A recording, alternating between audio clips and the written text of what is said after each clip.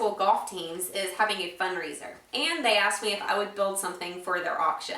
So I thought a golf bag organizer would be pretty perfect for this. Now, this project actually requires one sheet of plywood plus a little bit extra.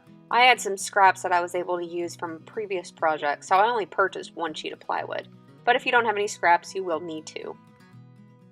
I cut down the sheet by making the first cut with my circular saw, then moved over to the table saw to finish cutting out the material I'll need for my side.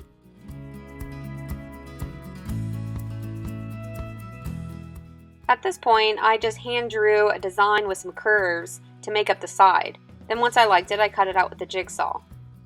Then I used this first one to trace out a second to make a second side.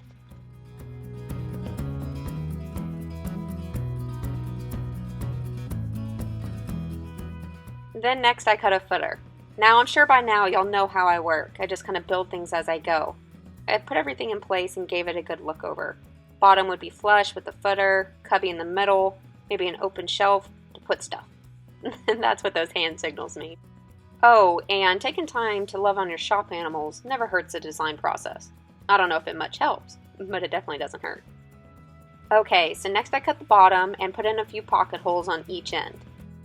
Then I switched out my regular blade for my dado stack and put in 2 dados that will later receive the center cubby section. To start assembling things, I grabbed the footer and attached it on one end, then laid it on its side and attached the bottom. I laid the unit on its face to make attaching the second side easier. Then while I was down here, I added 3 runners to give the bottom a little bit more support.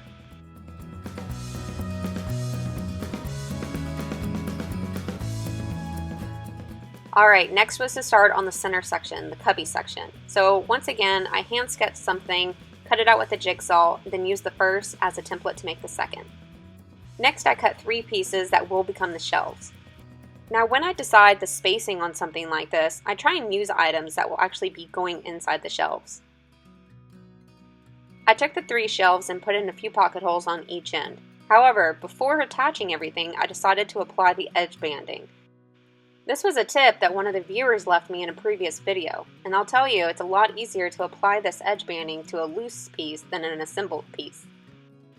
After it was all applied, I came back with a box blade to trim it up.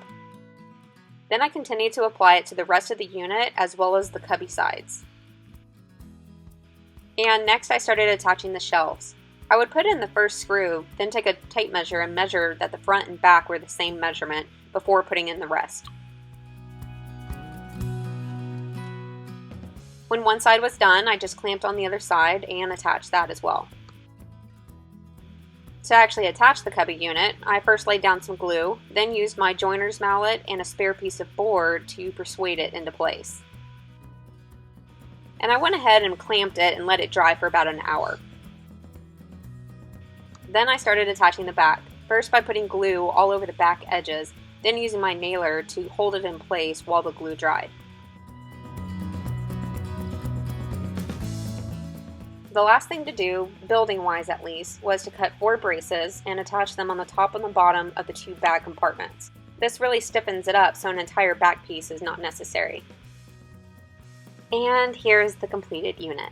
Now just to finish, and I think it'll be done.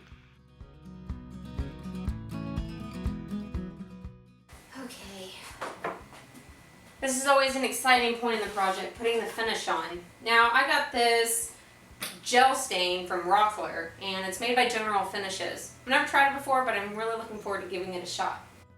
This gel stain is unlike any finish I've ever used. It has a very thick consistency, as you can see here. It made for a very even coloring, even though I'm using pine plywood. I went ahead and put down 2 coats of stain and then 2 coats of the satin top coat finish.